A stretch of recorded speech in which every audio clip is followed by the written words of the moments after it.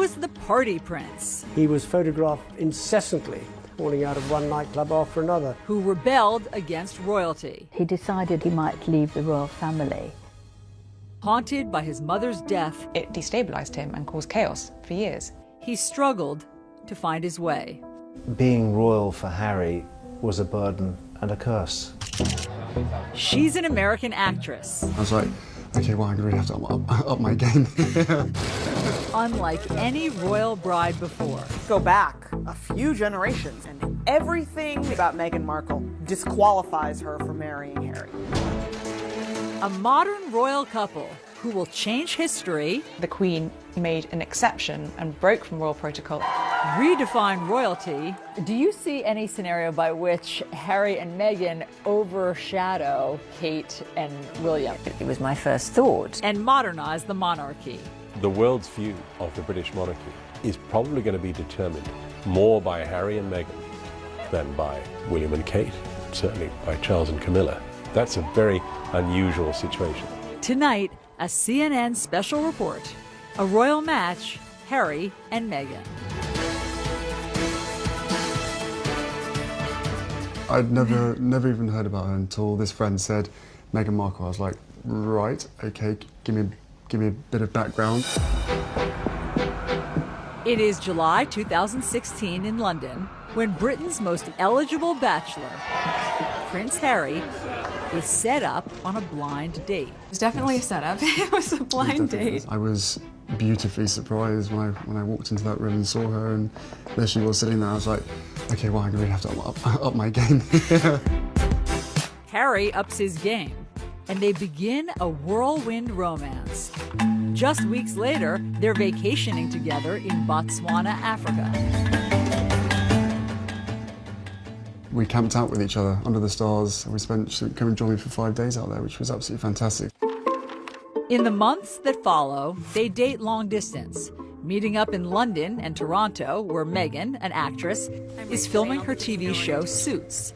Wow, you're pretty. Good. You've hit on me. We can get it out of the way that I'm not interested. No. The whole time keeping their relationship a secret. I mean, when they first met, nobody knew about it. I mean, they are such a charismatic couple. Penny Junor wrote a biography about Harry. They kept this relationship quiet. Which is itself impressive. It is impressive. I mean, the great fear about Harry finding a wife was always going to be the intrusion of the press, because that is what had killed 2 previous long-term relationships. Relationships with actress Cressida Bonas and his first love, Chelsea Davy. Chelsea had experienced the most horrible treatment. Photographers would be waiting for her. They would call out names, slag, bitch, whore, trying to get a reaction from her. And I guess that she looked at all of this and thought, do I want this for my life?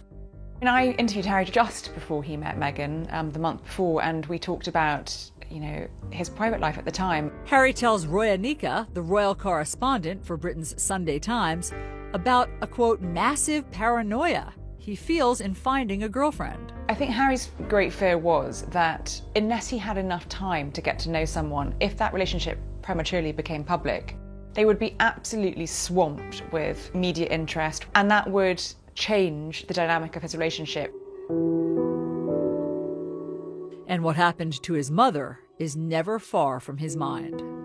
Harry and his brother still feel that the paparazzi and press intrusion were certainly partly responsible for his mother's death, and thought, why would anyone want to put up with this for me? Harry wants to keep his relationship with Meghan private as long as he can. But just 4 months after that first date, the news is out, and the paparazzi pounce once again. I mean, there was a photographer who got inside Meghan's house in Toronto. The paparazzi were camping on her mother's front lawn and following, and harassing all members of her family, anybody really who knew her. Despite starring in a TV show, Meghan is relatively unknown. Now the British press wants to know who she is and if she's fit for the royal family. She was a woman who had been married. People were fascinated by the fact that she was divorced. People were fascinated by her background, her acting, a career woman. How would that work, being with someone in the royal family? That's not what we've seen before. They also have not seen someone biracial dating a member of the royal family. And some of the conversation is blatantly racist. There was one newspaper headline saying, "Straight out of Compton," suggesting that she was from a gang-ridden neighborhood. Afua Hirsch is a journalist and recently wrote a book about race, identity, and belonging in Britain. And would Harry be dropping around for tea in gangland, which was very clearly racially loaded. A whole nother issue exploded, which was the number of rather horrific social media racist comments began to flood in from the darkest, vilest corners of the internet. The royal family responds in unprecedented fashion, with Prince Harry's team releasing a statement confronting the, quote, abuse and harassment Meghan is facing. Very unusual for a statement to come out. No one understands this better than Dickie Arbiter. He was press secretary at the palace for 12 years. He made the point, this is not a game. It's not a game, it's people's lives. And he was very angry, and it was a sort of back-off reminder to what they did to his mother. Why is it that you think that Meghan's upbringing, her race, why did that garner so much attention? In the past, members of the royal family, princes, would have married princesses. And when Harry's father, Prince Charles, was looking for a wife, it was also a requirement that a wife should be a virgin and a member of the Church of England. You just go back a few generations in the royal family, and everything that you can say about Meghan Markle disqualifies her from marrying Harry. Kate Coyne is the executive editor of People magazine. This is precisely why you had Edward abdicating his throne so that he could marry an American divorcee. Elizabeth's sister Margaret was in love with a divorced man and was not allowed to marry him. Wasn't Charles and Diana's wedding and marriage a wake-up call in some ways for the monarchy, that you can try to have somebody perfect, but it has to be chemistry and you have to let the person have the freedom to marry who they want? No, well, I think it was a lesson that they've learned. Harry is desperate for history not to repeat itself, and he's anxious to protect Meghan. Harry's statement was the most romantic thing a member of the royal family has ever done. And I think engagement watch was on from that moment. It was, let's wait for the ring. The ring comes in November 2017. Prince Harry has announced his wedding engagement to American actress Meghan Markle. And the royal family welcomes Meghan with open arms.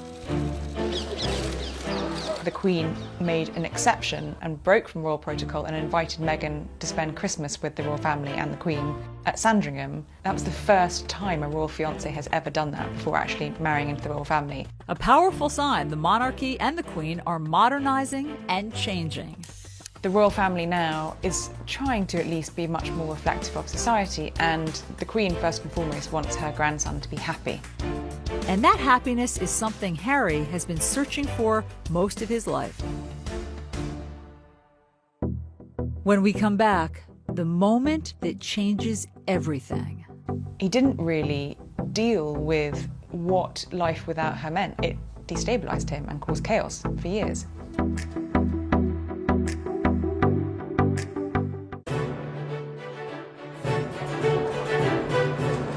September 15th, 1984. Prince Henry Charles Albert David is born. Harry came into the world very different to his brother, who was heralded as the next in line to the throne of England. But Harry was the spare. Paul Burrell was Princess Diana's butler. So all through Harry's formative years, he always knew that he was second. He was always referred to as the spare, just always second best. And I think that had a profound effect on Harry.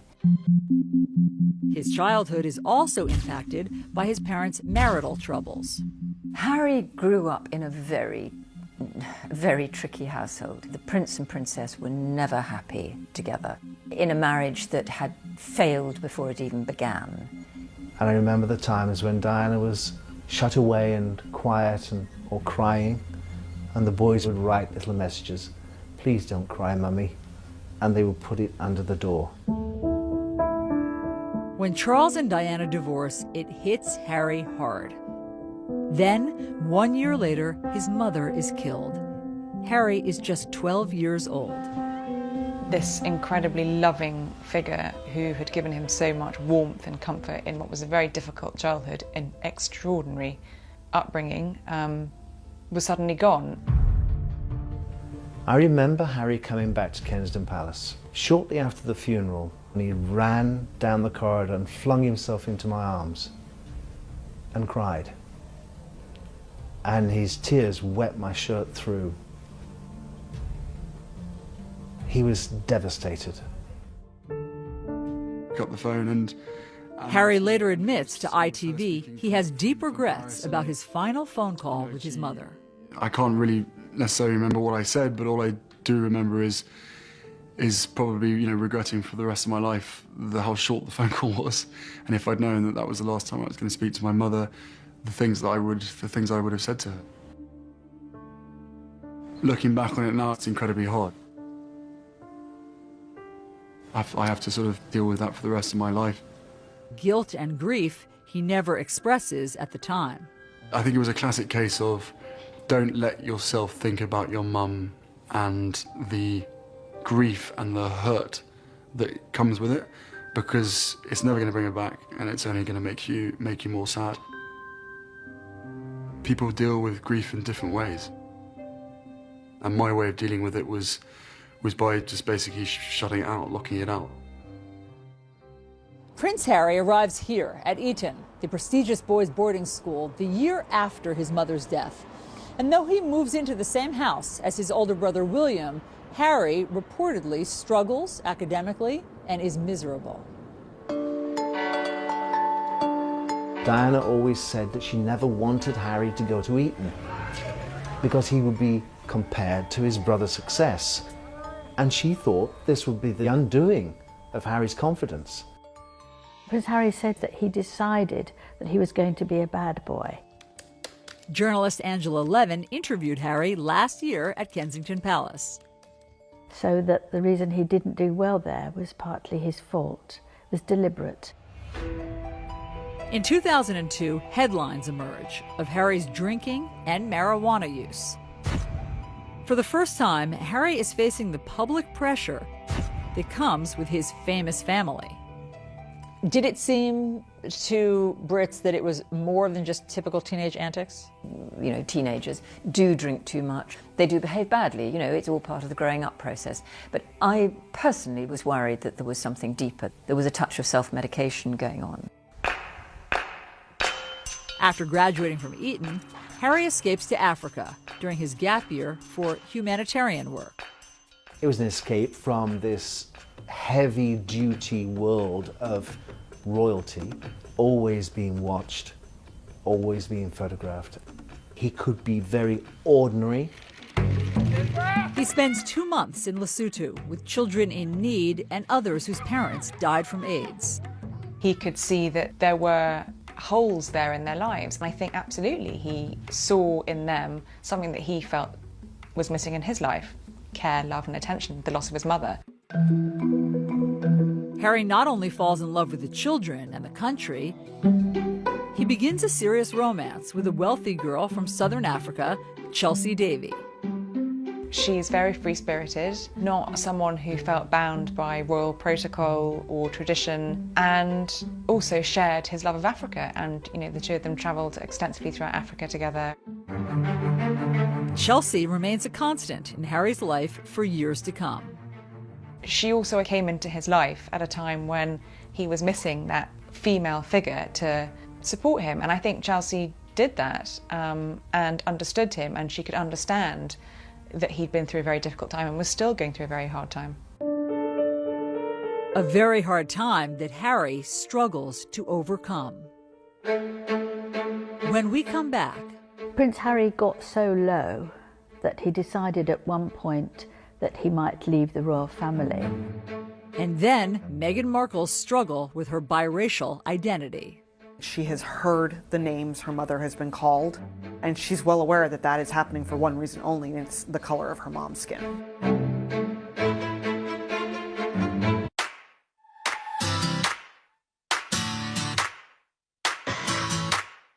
Meghan Markle grows up a world away from the pomp and circumstance of royal life.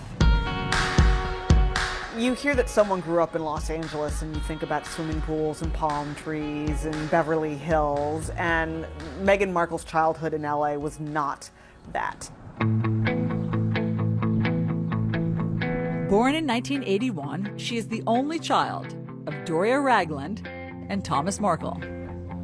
Meghan's father was a lighting director for a number of shows in the Los Angeles area, most notably Married with Children. He eventually became the director of photography, and that was the sort of behind-the-scenes, less glamorous side of Hollywood. Meghan recounts spending time on the set with her father on The Late Late Show with Craig Ferguson. I grew up on the set of Married with Children every day after school for 10 years. I was there. Wow. I know. It's a very perverse place for a little girl who went to Catholic school, no less, to grow up. Action. Meghan certainly had every reason to be dazzled by TV, film, the whole on-camera experience from a very young age because she grew up around it. We all knew she wanted to be an actress. Christine Knudsen is Meghan's former teacher. She was in the musicals, she was in the plays. She would sparkle when she got on stage, and I think it was just kind of in her blood. She loved it. Despite two loving parents, Meghan struggles with her biracial identity. I think she was kind of grappling a little bit with the sense of her identity and trying to understand who she was. Josh Duboff is a senior writer for Vanity Fair who has covered Meghan. Her father was white, her mother was black. She said when she would fill out forms, there wasn't always a bubble that fit her to fill in. She didn't want to circle the one that was implying that her mother, was more important than her father or vice versa. Meghan's parents go out of their way to make sure she does not feel different, but special. Her dad gave her a sort of Barbie doll family in which there was a black mom Barbie doll and a white dad Ken doll and then a baby Barbie doll in each color. But even that kind of points to how difficult it is to be Meghan at that age because the children were still either black or white. There was no biracial Barbie baby doll for Meghan. While the Markle household deals with race head-on, years of built-up racial tensions in the country explode right in Meghan's backyard. She was driving, I think, with her mom, and I think there was like debris, and she thought it was snowing, and then she realized it was actually the LA riots. Riots that erupt when 4 white police officers are acquitted in the beating of a black man, Rodney King. A moment Meghan says impacts her at a young age. It definitely opened Meghan's eyes to the fact that this was a world that was not always going to treat her fairly and was not always going to be kind to her or to her family. I was teaching here at the time, and I think it destroyed kind of that feeling that LA is this wonderful place to live and you have all these different kinds of people and we all get along, and then this just kind of smashed that. It's a grim reality for an 11-year-old to face, and one that would always be present. Meghan witnessed her mother experiencing racism. She has heard the names her mother has been called, and she's well aware that that is happening for one reason only, and it's the color of her mom's skin. Meghan's early experiences with discrimination are not isolated to race. While watching TV advertisements for a class project, one commercial stands out to her. Women are fighting greasy pots and pans. In the ad, they implied that the product was just for women who were going to be at home doing the cleaning. 11-year-old Meghan tells Nick News what she thinks. I don't think it's right for kids to grow up thinking these things, that just mom does everything. She was irate because she thought, my dad does dishes. It's not just women who do dishes. Why would it be women across America? And she wrote a letter. So I was wondering if you would be able to change your commercial to people all over America. And wouldn't you know it, it worked. The gloves are coming off. People are fighting greasy pots and pans with Ivory Clear. It had to have been such wonderful reinforcement for her at such a young age that she could make a difference, that she could take a stand and have her voice heard and not be dismissed. When we come back, Prince Harry and the burden of royalty. She really did love him, but being with Harry and the huge circus that came with it was overwhelming for her. She didn't want to be a princess. I don't think any sane person wants to be a princess.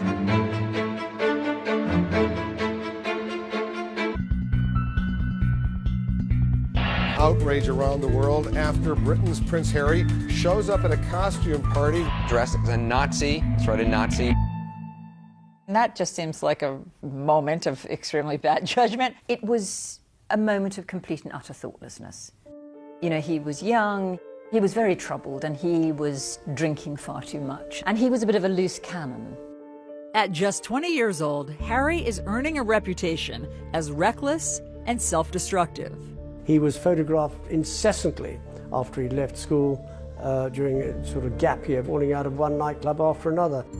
And he has a run-in with the paparazzi that leaves a photographer with a split lip. For many years, it was a real worry about what would happen to Harry because he didn't seem to want to be a royal. He really kicked against it. He wanted to be a normal human being. When Harry arrives at Sandhurst Military Academy in May 2005, the pressure is on to turn over a new leaf. He'd not had that discipline for so many years. People were concerned that Harry wouldn't find his way. Sandhurst is nothing like the lavish royal lifestyle that Harry has become accustomed to. And throughout the 44-week grueling training course, he's treated like every other soldier. It could be said it kind of knocks a bit out of you. General Lord Richard Dannatt was chief of the British Army. In the early days, the first 5 or 6 weeks, when the training is really tough, it encourages people to rely on each other, to help each other. Harry is one of the guys, yet there are painful reminders he's still a royal. When his unit deploys to Iraq in May 2007, Harry is forced to stay behind. There have been a number of specific threats, specifically aimed at Prince Harry. And it's for that reason that I've decided that the risk to Prince Harry is too great. I think when he was told he couldn't go, it was a really low point for him. I didn't sort of join the army thinking that I was never going to go on operations. It was very hard, and I did think, well, clearly one of the main reasons that I'm not allowed to be going is because of the fact of who I am. But months later, a secret deployment to Afghanistan gives Harry a taste of the front lines. As far as I'm concerned, I'm out here as a normal JTAC on the ground and not Prince Harry. It's very nice to be sort of a normal person for once. I think this is about as normal as I'm ever going to get. It was pretty much a turning point in his life, but I think he realised the seriousness of life, really rose to the responsibilities. But after 10 weeks on the ground, his mission is leaked, and Harry is immediately evacuated. It wouldn't have taken Taliban or others long to have searched around and perhaps found where he was. So there was a risk to him, but I think also if there was an increased risk to him, there was an increased risk to the other soldiers who were around him, and the only sensible and safe thing to do was to bring him back. He was very angry. To use the words of his private secretary, he was boiling mad, and he sort of headed for the gutter. What did that look like? He started drinking very heavily. He was fed up with who he was. Who he was is also causing tension in his relationship with his longtime girlfriend, Chelsea Davy. She really wasn't that fussed at all by the trappings that came with Prince Harry. In April of 2011, Harry brings Chelsea here to Westminster Abbey for the wedding of his brother, Prince William, and Kate Middleton.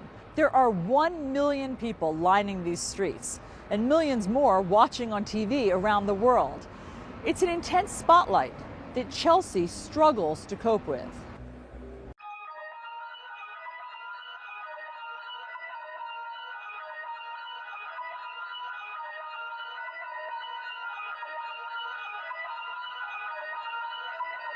You reached the beat. Oh my God.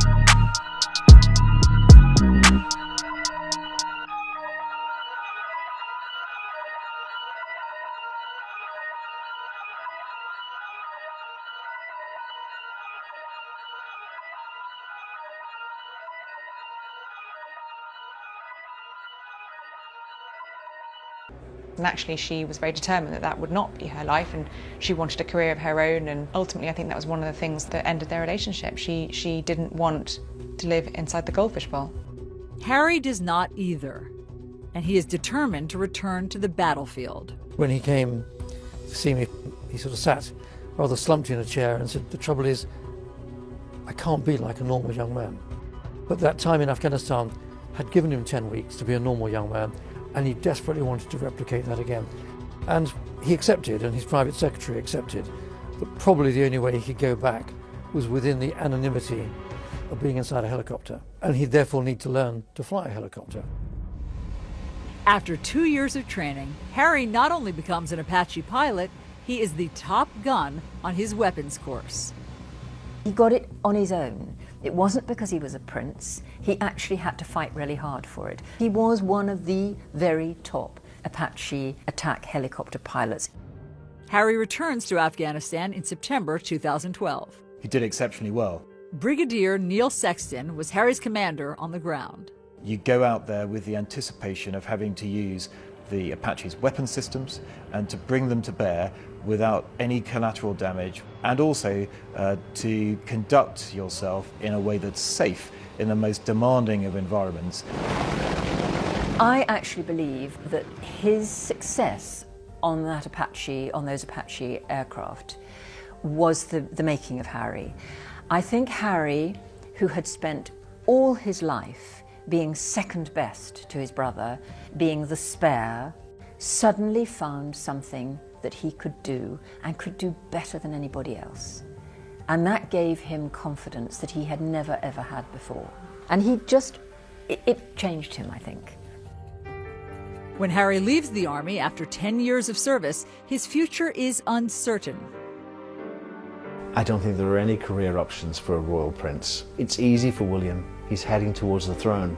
I think being royal for Harry was a burden and a curse because he was only the spare.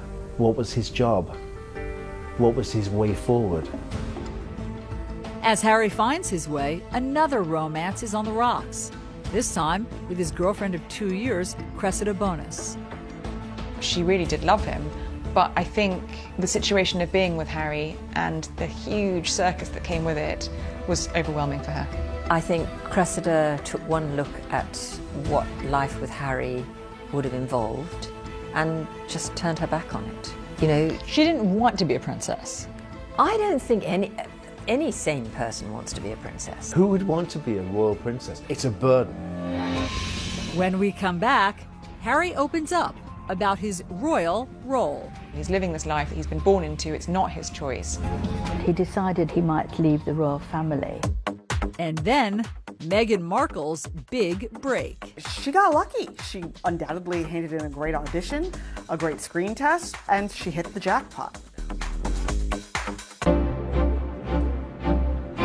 After graduating from Northwestern University, Meghan Markle moves home to Los Angeles. She's eager to chase her acting dreams, but the industry is tough. That is an industry that is built on judging you and tearing you down and rejecting you and making you second guess your weight and your skin and your hair and your talent and your poise. It's brutal. It's brutal. Harvey Young was Meghan's acting professor in college. When you leave college, it's a pretty bleak world of just laying bare your soul as part of audition before a casting agent, and then more often than not being told no. For Meghan, her identity struggle is magnified in Hollywood. What has she said about how her race impacted her getting jobs? Casting agents weren't always sure what to make of her. Is she going out for a Latina role? Is she somehow maybe Italian or even Middle Eastern? Or is she African American? Is she Caucasian? She undoubtedly felt like at times casting agents just threw up their hands and went, oh, never mind. Passed over for big roles, Meghan does get some small parts. Thank you. So what's going on here? What do you mean? What I mean is, like, you're way too cute to be just a FedEx girl. Maybe she'd have one scene or be there for one moment. I think she was on a bunch of TV shows, Fringe, Beverly Hills 90210. She was famously a deal or no deal girl. She had her little moment opening one of the briefcases. She has said that her 20s were brutal. Meghan struggled a lot. To become a successful actress, to be able to make a living, that's like winning a lottery ticket. I mean, the number of forces that have to combine to get you even the smallest scrap of success are so astronomical. Meghan auditions for 10 years. And then, at 29, she lands a significant role. Female lead on USA Network's legal drama, Suits. Is this all a joke to you? Because I take my job seriously. She got lucky. She undoubtedly handed in a great audition, a great screen test. She had excellent chemistry with her co-stars, and she hit the jackpot. Suits is an instant hit. Suits radically changed Meghan's life. First and foremost, she was now making more money than she had ever made before, ever. As the show achieves success, Meghan makes big changes in her life, including ending her 2-year marriage to Hollywood producer Trevor Engelson. When they met, she was still largely an aspiring actress. He was an aspiring producer. They were essentially at the same place in their careers. And then Suits really took off, and they weren't going in the same direction anymore. She was filming in Toronto, he was in Los Angeles. There were thousands and thousands of miles between them. Determined to use her position for good, Meghan spends her free time advocating for women. During a panel discussion, Meghan recounts how the success of the show emboldened her to stand up for herself. Every script seemed to begin with, Rachel enters wearing a towel. And I said, nope, not doing it. At a certain point, you feel empowered enough to just say no. She wanted to encourage other women to feel like they could speak up in the same way. And Meghan uses her fame to fight for women's equality across the world. As an ambassador for the nonprofit World Vision, Meghan travels to a remote village in Rwanda, where young girls walk hours every day to access clean water for their families. This is the water that she's going through all this work to get. But all that changes when the World Vision team builds a new well. These girls are able to stay in school because they aren't walking hours a day to go and get water, and this clean water source has changed the entire community. She has a sense that if she's been given a platform, if she has some influence, that there's a responsibility she has to use that for good. Laura Dewar is the Chief Marketing and Development Officer for World Vision. And she travels with Meghan to India in January of 2017. They visit local businesswoman Suhani Jalata in Mumbai, where the lack of sanitary products and the stigma around menstruation keeps young girls out of school. Suhani's created a business where they make maxi pads. They manufacture them, and then she has a team of effectively salespeople that go door to door talking to women about how they handle menstruation. Meghan comes home and writes an essay in Time magazine drawing attention to the barriers to education for girls across India. And she continues to mentor Suhani to this day. She's really more than happy to, have a call and just talk about the issues that we might be experiencing or any help that we need from her, whether it's in terms of fundraising, in terms of marketing, or any kind of support like that. This is not a celebrity who floats in, who needs a platform issue to associate with their quote-unquote brand. This is a woman who's had a desire to help in some way for a very long time, promote the faces and stories of women, and to begin to elevate them. When we come back, Harry and Meghan and the future of the monarchy. Do you see any scenario by which Harry and Meghan overshadow Kate and William? Oh, yes, I do. It was my first thought. This could be a problem.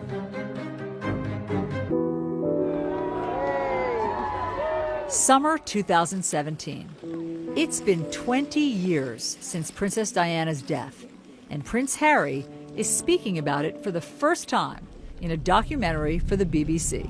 When you're that young and something like that happens to you, I think it's lodged in your heart and your head, and it stays there for a very, very long time. For nearly 2 decades, Harry says he held back his grief. He didn't really deal with what life without her meant, I think, for a very long time. And then when he did finally confront it, it destabilized him and caused chaos for years.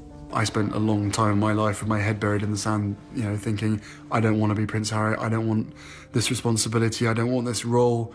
Look what's happened to my mother, why does this have to happen to me? Harry even considered a drastic move. Prince Harry got so low that he decided at one point that he might leave the royal family. He's living this life that he's been born into, it's not his choice. And I think he felt at times very cross about that. Did Diana's death affect Harry differently than William? Harry was that much younger, and interestingly enough, last year he admitted for the first time to mental health issues. And you can't help but having a mental health issue in terms of having lost a parent, not being able to grieve in the same way as you or I might be able to do. He wasn't able to do that, so he'd bottled it all up inside him.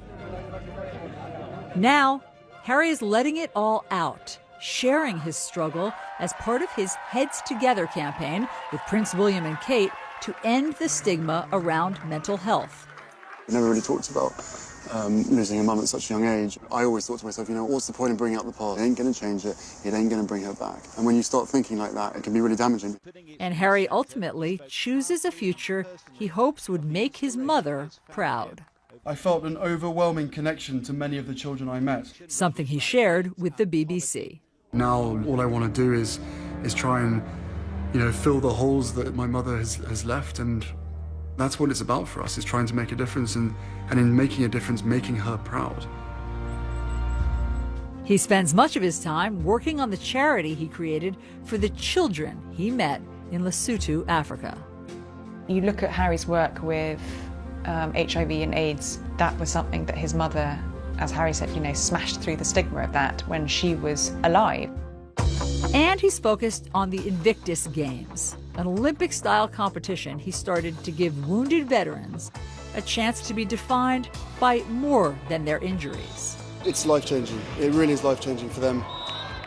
I think he has used his own experience of loss and sadness and bereavement to help these soldiers. And the bereavement doesn't just mean losing someone, it means losing yourself, I think, too. He's embraced who he is. It took him a long time to get there, but he now fully understands that being Prince Harry, he can make people's lives better by putting his name to things. He's making a difference. Through it all, Harry has endeared himself to the public, becoming one of the most popular members of the royal family. Harry is incredibly likable, and he is incredibly genuine. What you see is what you get. He is so natural with people, much more, I think he's the most natural member of the family. He throws out the rule book. And that makes him enormously valuable to the monarchy. The courtiers at Buckingham Palace used to say, "What are you going to do about Harry?" And now they're saying, "What are you going to do with Harry?" Because Harry is a magic bullet. As Harry helps carry the monarchy forward, he will continue to do things his own way, like proposing to the woman he loves, not someone British royalty might expect. I think it's a wonderful coincidence that Harry has fallen in love with somebody who is American, mixed race, divorced, and a career woman. She is very representative of our society today, and I think that makes the monarchy much more user-friendly. And in Meghan, Harry has found someone who can cope with the role and is not afraid of the spotlight. Meghan was utterly enchanting when she appeared for the first time in Nottingham. She behaved as though she'd been doing it all her life. On Saturday, May 19th, Harry and Meghan will get married here on the grounds of Windsor Castle in St. George's Chapel. It will be a very traditional wedding for this very modern royal couple. Meghan and Harry love story is a terrific story. It has unlimited fairy tale appeal. I heard you were amazing in Chicago. She does what she feels comes naturally. And Harry is the most relaxed member of the royal family. Do you see any scenario by which Harry and Meghan overshadow Kate and Oh, William? yes, I do. I do. I mean, this is immediately was my first thought. You know, this could be a problem because Harry and Meghan are a very compelling couple. They're very charismatic and very relaxed and easy. The cameras will follow them. William and Kate there's a much more rigidity to them, as possibly there has to be because he is going to be king.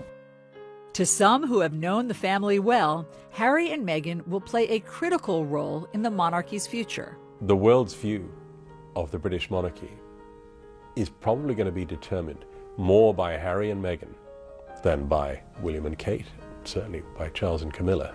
That's a very unusual situation. The royal family need Harry to bridge the gap between the people and the monarchy, because without that connection, the royal family wouldn't survive. As he has his whole life, Prince Harry will likely continue to be a star in the royal show. With his irresistible appeal, down-to-earth charm, and, like his mother, a natural ability to connect. With Meghan by his side, this modern royal couple are on course to redefine Britain's most famous family and change the monarchy forever.